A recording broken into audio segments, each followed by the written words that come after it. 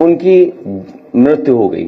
तो मैं कहूंगा कि परिवार के एक सदस्य कोई माइक से बात बता दे, पूरी जानकारी दे दे, कोई एक व्यक्ति। हाँ, पत्नी बोल दो, माइक से बोल दो, वहां बोल दो, पूरी जानकारी दे देना जो आपको।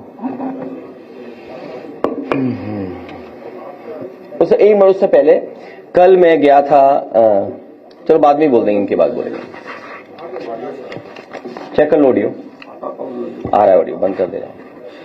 सबको नमस्ते सर।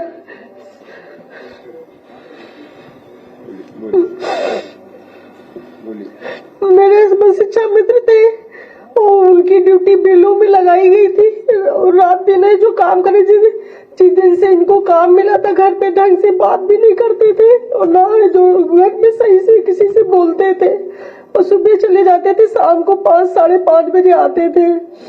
और जिस दिन इनको अटैक पड़ा है 14 तारीख को, उस दिन भी ये काम पे गए हुए थे और इसमें रात में है जो ये 11 बजे बैठ के अपना काम ही कर रहे थे, उसी समय कुर्सी पर से एकदम से गिरे और हमें गिरने की आवाज आई। हम जो गए तो देखा उनको, वो गिरे और सीधे हॉस्पिटल ले गए। तो वहाँ चरक हॉस्पिटल ले गए तो वहाँ डॉक्टरों ने जांच के बाद बताया ब्रेन हेमरेज है। और यहाँ उसके बाद भी इनको धमकी मिलती थी कि है जो काम पूरा नहीं करोगे तो FIR होगी और है जो एक दिन में है जो 100-200 फार्म कंप्लीट करिए। आप बताइए एक दिन में 100-200 फार्म कैसे कंप्लीट करेंगे?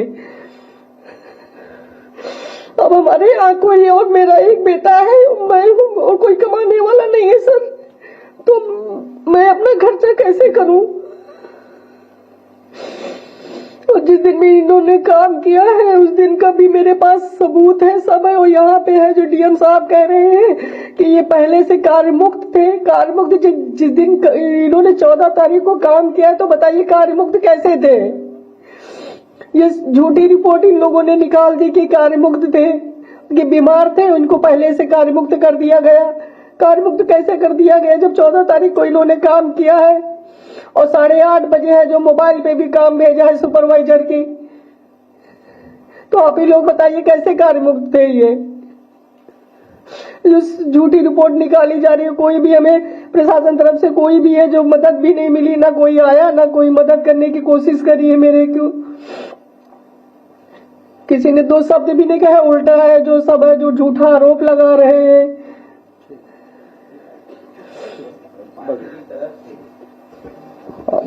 अभी इस परिवार को पार्टी की तरफ से हम लोग 2 लाख रुपए दे रहे हैं और हमारी मांग वही है कि 1 करोड़ इस परिवार की मदद हो, सरकारी नौकरी दी जाए और तमाम सरकारी योजनाओं से इन्हें जोड़ा जाए। नहीं फतेहपुर नहीं, ये लखनऊ में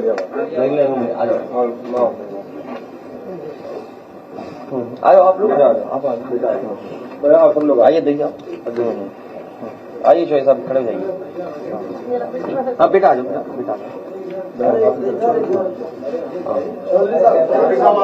इधर साइड में अच्छी फोटो आएगी बेटा, यहाँ आ जाओ। हाँ आ जाओ, हाँ यहीं सब लोग आ जाए। हाँ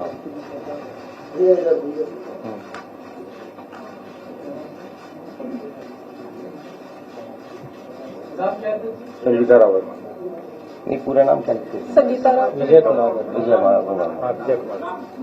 विजय कुमार वर्मा। पत्नी संगीता। पत्नी से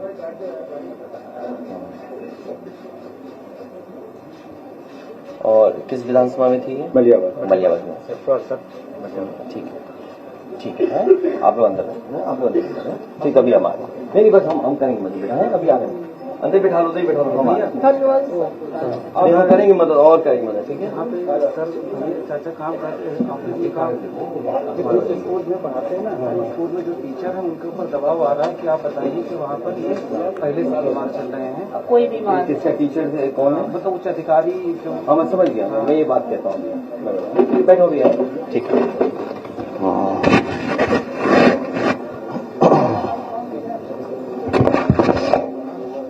अभी जो परिवार आपके सामने आया और जो बात उन्होंने अपनी रखी और बताई आपको कि ड्यूटी पे रहने के बाद उनके साथ ये घटना हुई, अधिकारी तमाम दबाव बनाते हैं और अब साजिश ये रची जा रही है कि वो ड्यूटी पे ही नहीं थे, पहले ही रिलीफ दिखा रहे हैं, और जिस स्कूल में वो जिस जगह पढ़ा रहे थे उस संस्था पर भी, वहां पर भी दबाव बनाया जा रहा है और कहा जा रहा है कि आप कह दीजिए बीमार हैं पहले से ही।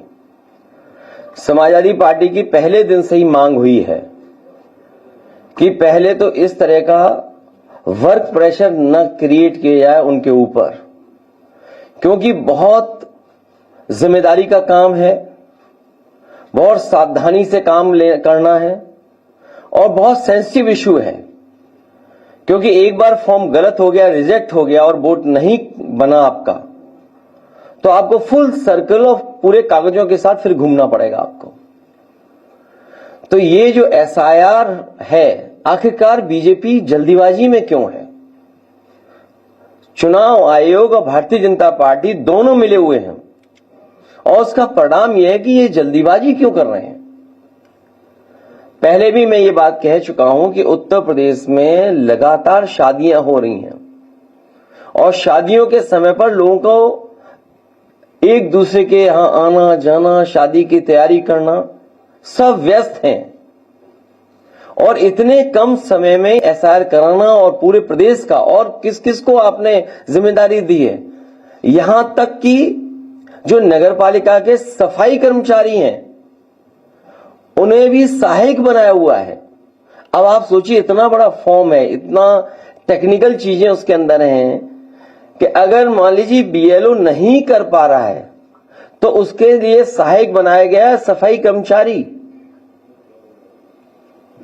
और इस फॉर्म को बंटवाने में जल्दी, बटा नहीं बटा, जो सरकार का डेटा बता रहा है वो ये बता रहा है कि सभी फॉर्म बांटे जा चुके हैं, लेकिन ग्राउंड पे जब हम देखते हैं तो वो बांटे नहीं गए हैं और फिर उसी तरह का कलेक्शन का रिकॉर्ड बनाएंगे। ये सोची समझी रणनीति, साजिश, षड्यंत्र है कि बाबा साहब भीमराव अंबेडकर जी के दिए हुए संविधान के तहत जो हमें वोट डालने का अधिकार है, उस अधिकार को छीनने की तैयारी है। एसआईआर के बहाने वोट डालने का अधिकार छीन रहे हैं, आरक्षण छीनेंगे, आपकी पहचान छीनेंगे, आपके ऊपर उल्टे सीधे दबाव बनाएंगे। जब सरकार के लोग इसी बात पे दबाव बना रहे हैं कि वो ड्यूटी पे ही नहीं थे, पहले से ही बीमार थे। और कल रात जब मैं फतेहपुर में गया था, उन सुपरवाइजर के परिवार के लोगों से जब मैं मिला हूं, उनसे जो बातचीत हुई है, उस बातचीत के दौरान उनकी बहन, उनके परिवार, उनके तमाम जो सहयोगी साथी थे वो यही बता रहे थे कि उनके ऊपर लगातार सरकार के माध्यम से दबाव बनाया जा रहा था कि जल्दी करिए और जल्दी फॉर्म बंटवाइए, जल्दी फॉर्म भरवाइए। और उसका परिणाम यह हुआ कि उन्होंने आत्महत्या कर ली। उस परिवार की भी मैं मदद कर करके आया हूं। तो आखिरकार जल्दी क्या है एसआईआर की? वेस्ट बंगाल के भी लोग ये कह रहे हैं कि चुनाव आयोग के खून से हाथ रंगे हैं। अब इन लोगों की जान गई है, कौन मदद करेगा? चुनाव आयोग को सामने आना चाहिए, मदद करना चाहिए, क्योंकि ये सब कर्मचारी, अधिकारी चुनाव आयोग के लिए काम कर रहे हैं। और चुनाव आयोग का काम हमने बहुत करीब से देखा है बाई इलेक्शन में। जिस समय बाई इलेक्शन हो रहा था उस समय पूरा का पूरा चुनाव आयोग के अधिकारी चुप बैठे हुए थे। उन्होंने बूथ लूटने दिया, उन्होंने अधिकारियों के माध्यम से जो जो बीजेपी करवाना चाहती थी वो होने दिया, वोट डलवा लिया। सीसीटीवी पे सब है कि आपके किन लोगों ने वोट डाला है, कौन प्राइवेट ड्रेस पहन करके आया था और वोट डाल गया।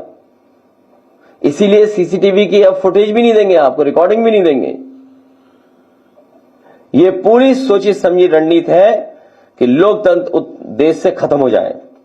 अभी मुझे राजीव राय जी की चिट्ठी मिली है, उन्होंने जानकारी दी है कि तमाम तरह की उनके सामने संकट, रुकावटें और वो आ रही हैं, कोई सुनवाई नहीं है, अधिकारी बताने को तैयार नहीं है। उनकी ये चिट्ठी है, ये बाकायदा व्हाट्सएप पे आपको भेज दिए जाएंगे। और देखिए, अभी 13वीं नहीं बन पाई है, घोसी लोकसभा में कई विधानसभा में तैयारी हो गई है। लोकसभा घोसी में तैयारी होगी कि निर्देश चले गए हैं कि 20-20 हजार वोट काट दो हर विधानसभा में। ये राज्य की चिट्ठी के माध्यम से मैं कोट कर रहा हूं बात को। घोसी लोकसभा के मऊ सदर विधानसभा से लगभग 20 हजार मतदाताओं के नाम डिलीट कर दिए गए हैं अभी से ही। सोचिए आप क्या तैयारी है इसका मतलब। तो जो बात हम लोग कह रहे थे कि हर विधानसभा से इतने वोट काट दिए जाएंगे, जब आपका परिणाम आएगा तो आप खुद देखेंगे कि कितने हर विधानसभा से वोट काट दिए गए हैं।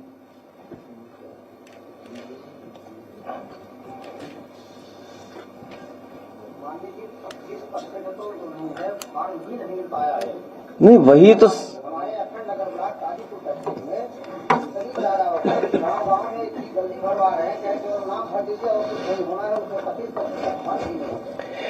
न केवल फॉर्म बल्कि कई बीएलओ लोगों को जिनको ड्यूटी पर काम करने के लिए भेजा गया है, वो लोग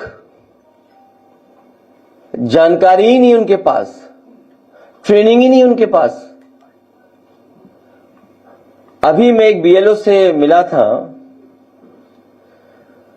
तो बीएलओ की स्थिति ऐसी थी कि शायद वो उस काम को पूरी जिम्मेदारी से नहीं कर पा रहे थे।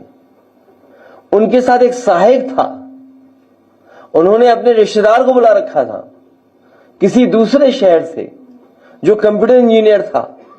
तो हमने कहा ये कौन है? बोले ये हमारी मदद करेंगे। अब आप सोचिए स्थिति है कि बहुत सारे बीएलओ, एक तो जानकारी नहीं है, जल्दीबाजी है, और अगर जानकारी भी है तो दबाव बना रहे हैं उस पर, और जानकारी नहीं है अगर तो किसी न किसी से मदद लेकर के काम चला रहे हैं। तो आखिर इलेक्शन कमीशन क्या चाहता है, क्या करना चाहता है? और अभी जानकारी मिली है कि अभी जो वेबसाइट है उनकी, उससे किसी की भी जानकारी आप ले सकते हैं। आप जो जानकारी दे रहे हैं वो कोई भी जानकारी निकाल सकता है। जो फॉर्म भर करके हैं उसके अंदर, तो कोई भी अगर चाहेगा तो वो जानकारी ले सकता है। मोबाइल नंबर मिल जाएगा किसी का भी। और बीजेपी क्योंकि संसाधन में मजबूत पार्टी है, तो उन्होंने तो एक कंपनी हायर कर रखी है, नोएडा की कोई कंपनी है, वो उनका डिजिटल काम देख रही है, पूरा डिजिटल वोटर लिस्ट। आपको किस विधानसभा की पीडीएफ कॉपी चाहिए, वो तुरंत आपको कॉपी दे देगा। अब ये जो डिटेल है मैं आपको भेज रहा हूं, स्क्रीन पे लगवा देता हूं मैं। कोई भी इलेक्शन कमीशन से की वेबसाइट पे जाकर के ये डिटेल निकलवा सकता है किसी के भी। तो अगर ये डिटेल निकल रहे हैं तो सोचिए कोई भी निकाल सकता है डिटेल। इसका मतलब बीजेपी सबका डेटा इकट्ठा कर रही है, हर बूथ का मोबाइल नंबर भी इकट्ठा कर रहे होंगे लोग।